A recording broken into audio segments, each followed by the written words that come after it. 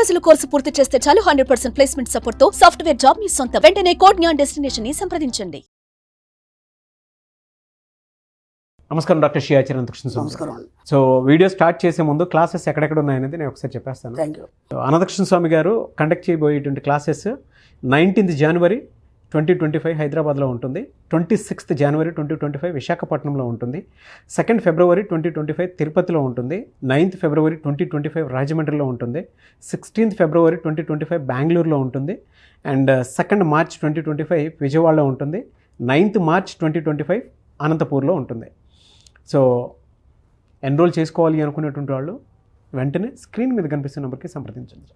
695వ money Mantra video and 2025లో అడుగు పెట్టాము. Special class అయితే చాలా బాగుందండి. ఆఫ్టర్ దట్ నేను కూడా నేర్చుకున్న విషయాలు చాలా ఎక్కువ ఉన్నాయి. ఏ విషయాల్లో ప్రావీణ్యం పొందితే మన స్కిల్ని, మన ఆలోచనని ఎంత బాగా డెవలప్ చేసుకుంటే అంత బాగా మనం తయారవుతాము, అంత సానబట్టినట్టు అవుతామని చెప్పేసి నేర్చుకోవడం జరిగింది. సో స్టిల్ ఆ సబ్జెక్ట్ని అలానే కంటిన్యూ చేసుకుంటూ డీప్ రూట్స్లోకి వెళ్తాను డెఫినెట్గా. థ్యాంక్ యూ సో మచ్ అంత మంచి స్కిల్ ఇచ్చినందుకు. సో 695వ మనీ మంత్ర వీడియోలో ఏం చెప్తున్నారు? ఇక్కడ ఇప్పుడు ఎట్లా మనం 2025లో అడుగు పెట్టాం కాబట్టి అసలు ఈ సబ్జెక్ట్ ఎలా పనిచేస్తుంది, సబ్జెక్ట్ పనిచేస్తుందా లేదా, ఎలా పనిచేస్తుంది, దానికి మనం ఏం చేయాలి, ఏం చేస్తే అది పనిచేస్తుంది అంటే మనం ఏం చేసామంటే ఈ సబ్జెక్ట్ ఎప్పటి నుంచో ఉంది, అలాగే ఇది విశ్వం అంతా వ్యాపించి ఉంది, ఇది భూమి పుట్టినప్పటి నుంచి ఉంది, కానీ ఇది ఎలా పనిచేస్తుంది మనం అబ్జర్వేషన్ చేయలేదు. తన పని మాత్రం తను చేసుకుపోతుంది. అంటే నిన్ను అది అబ్జర్వ్ చేస్తుంది నిరంతరం, నువ్వు దాన్ని అబ్జర్వ్ చేయట్లేదు. అంటే ఇప్పుడు మనకు ఒక చర్యకు ప్రతి చర్య జరిగినప్పుడు కదా అది ఎలా ఉంటుంది అనేది మనకు అర్థమవుతుంది. ఓకేనా? ఇప్పుడు చక్కెర తీయగా ఉందని మనం ఎన్ని రకాలు చెప్పినా సరే దాన్ని నాలుక మీద పెట్టుకుంటే ఆ తీపిదనం మైండ్ అనేది స్వీకరిస్తుంది. అప్పటిదాకా మీరు ఎన్ని చెప్పినా కానీ చక్కెర తీయగా ఉంటుంది తప్ప దాని యొక్క ఫీలింగ్ ఉండదు. కాబట్టి ఇప్పుడు ఆ సబ్జెక్ట్ పనిచేస్తుందా లేదా మనకు తెలియాలన్నప్పుడు మన జీవితంలో జరిగిన సంఘటనల్ని కొన్ని బేరీజ్ వేసుకున్నప్పుడు ఇట్స్ ట్రూ అనేది మనకు అర్థమవుతుంది.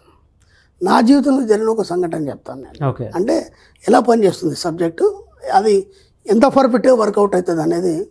ఎందుకంటే ముందు మీరు 2025లో అడుగు పెడుతున్నారు కాబట్టి సబ్జెక్టు మీరు ఖచ్చితంగా నమ్మాలి. ఎందుకు నమ్మాలంటే ఇట్స్ జెన్యూన్. ఇంతకు మించి ఇంకా ప్రపంచంలో ఏదీ లేదు. అర్థమైందా? ఎందుకు చెప్తున్నానంటే ఎన్నో చూస్తున్నాం మన జీవితంలో, ఎన్నో చేస్తున్నాం, ఎన్నో ప్రయత్నాలు చేసాం, అంత అయిపోయింది, విసిగి వేసారిపోయాం. అయినా సరే ఇంకా నీ జీవితంలో ఒక చిన్న ఆశ అనేది మిగిలి ఉంటుంది.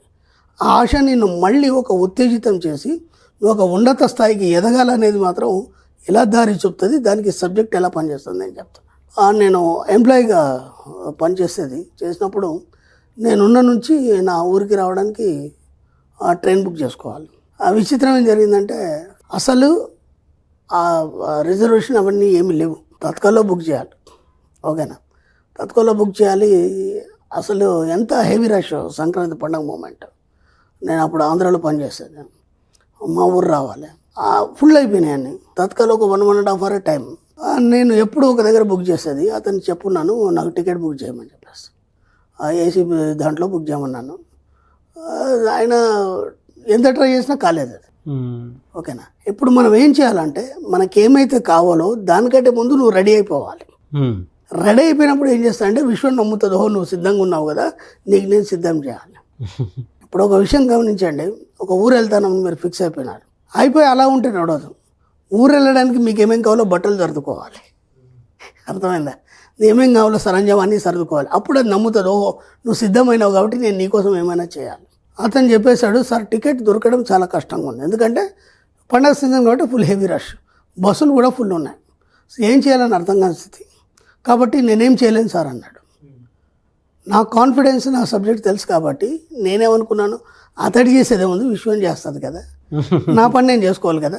ఊరికి వెళ్ళడానికి అన్నీ సర్దుకున్నాను, నా బట్టలు కానీ లేకపోతే నా లగేజ్ కానీ నా బుక్స్ కానీ అన్నీ సర్దుకొని నేను పలానా టైంకి పలానా ట్రైన్కి వెళ్ళాలని నేను ఫిక్స్ అయిపోయాను. ఎందుకంటే ఇక్కడ డిజైన్ ఇవ్వాలి కదా మనం.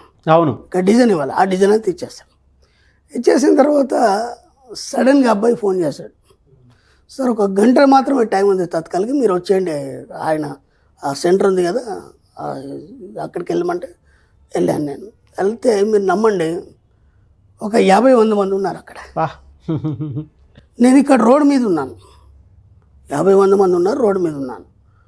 అసలు నన్ను చూసే పరిస్థితి లేదు అబ్బాయి, ఎందుకంటే అంత హడావుడిగా ఉన్నాడు ఆయన. సడన్గా ఏం చేశాడు, ఎందుకో ఇలా చూశాడు, చూసి ఒక్క నిమిషం ఉండండి అన్నాడు అంతే. ఆ 50 మందిని వదిలిపెట్టేశాడు. వచ్చేస్తారు బండి ఎక్కండి అన్నాడు ఆయన. బా అదేంటి అన్నాను. మీరు కూర్చోండి సార్, ఏం మాట్లాడకండి, ఇంకో 10 నిమిషాల కంటే ఎక్కువ టైం లేదన్నాడు. అక్కడ నుంచి జస్ట్ ఒక పొరలాంగ్ ఒక 1 కిలోమీటర్ 2 కిలోమీటర్లు అక్కడ తీసుకెళ్ళి మీరు ఇక్కడ బయట నిల్చోండి సార్, మా ఫ్రెండ్ ఇల్లు ఒక 5 నిమిషాల్లో వస్తానన్నాడు. లోపలికి వెళ్ళాడు, వచ్చాడు, మీకు టికెట్ కన్ఫర్మ్ అయింది అన్నాడు. అదేంటండి అన్నాను. అక్కడ హెవీ రష్గా ఉంది, క్రష్గా ఉంది, మొత్తం జామ్ అయిపోతుంది. ఇక్కడ మా ఫ్రెండ్ ఇంట్లో ఇంటర్నెట్ ఉంది కాబట్టి ఇక్కడ ట్రై చేద్దామని వచ్చాను సార్ అన్నాడు. నా టికెట్ కన్ఫర్మ్ అయింది. ఓకే, అంటే అంత 100 మంది కొట్టుకుంటున్నా ఏం చేస్తున్నా సరే నాకు కావాల్సింది నాకు విశ్వం ఇచ్చిందా లేదా? ఎందుకు? నేను సిద్ధమయ్యాను, ఊరు వెళ్ళడానికి నేను సిద్ధమయ్యాను, అన్ని సిద్ధంగా పెట్టుకున్నాను. కాబట్టి నేను సిద్ధంగా పెట్టుకున్నాను కాబట్టి అది ఇవ్వడం జరిగింది.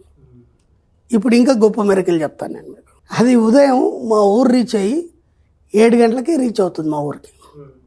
నేను అక్కడ దిగిపోవాలి. రాత్రి పడుకునేప్పుడు నా సబ్ కాన్షియస్ మైండ్కి చెప్పి పడుకున్నాను ఏమని, ఒకవేళ నిద్రపోయినా చేసినా సరే నేను మాత్రం మా ఊరు రాగా నేను లేగాలి, లేచి మా ఊరిలో దిగాలి. అదే అనుకుంటాం కదా మనం, ఒక డెస్టినీ అనుకున్నప్పుడు ఆ డెస్టినీలో దిగాలి. సరిగ్గా ఉదయం 7 గంటలకి నేను హాయిగా పడుకున్నాను. మా ఊరు వచ్చేసింది, అందరు దిగిపోయారు, ట్రైన్ మళ్ళీ స్టార్ట్ అయింది. ఇప్పుడు నేను ఎక్కడ దిగాలి? అక్కడ దిగిపోవాలి. అవును. సడన్ లేచి చూస్తే ట్రైన్ మూవ్ అయింది. ఇప్పుడు ఏం చేయాలి? నేను దిగాలి ఖచ్చితంగా. ట్రైన్ ఏమో మూవ్ అయింది. ఎలా అని ఆలోచిస్తున్నాను. నెక్స్ట్ స్టేషన్లో దిగుదాం అనుకున్నాను. అప్పటికి ఇంకా మళ్ళీ లేట్ అయిపోద్ది, మళ్ళీ టికెట్ లేదు, మళ్ళీ గొడవ అవుతుంది కదా, అలా అయితే అని చెప్పేసి అలా వెయిట్ చేస్తున్నాను. సడన్గా అనుకోకుండా మొత్తం ప్లాట్ఫామ్ దాటిన తర్వాత ట్రైన్ ఆగింది. ఎందుకోసం ఆగిందంటే ఒక 2 మిగిలిపోయినారు, ప్లాట్ఫామ్ కింద దిగారు. వాళ్ళ కోసం వాళ్ళ బంధువులు ఏదో చైన్ లాగారు. అక్కడి నుంచి వాళ్ళు పరిగెత్తుకొచ్చారు. అంతలోపు నేను దిగాను. ఎవరి కోసం ఆపబడింది ట్రైన్? అలా బంధువుల కోసం ఆపబడలే ట్రైన్, నేను దిగాలి కాబట్టి ఆపబడిన ట్రైన్. ఇప్పుడు అర్థమవుతుందా? నేను ఎక్కడున్నా, ఏ స్థితిలో ఉన్నా, నా కోసం ఏం చేయాలి, ఆ సబ్జెక్ట్ అనేది, విషయం అనేది అలా పనిచేస్తుంది. నువ్వు కాన్షియస్లో ఉన్నావా, అన్కాన్షియస్లో ఉన్నావా, ఎలా ఉన్నది నీకు సంబంధం లేదు.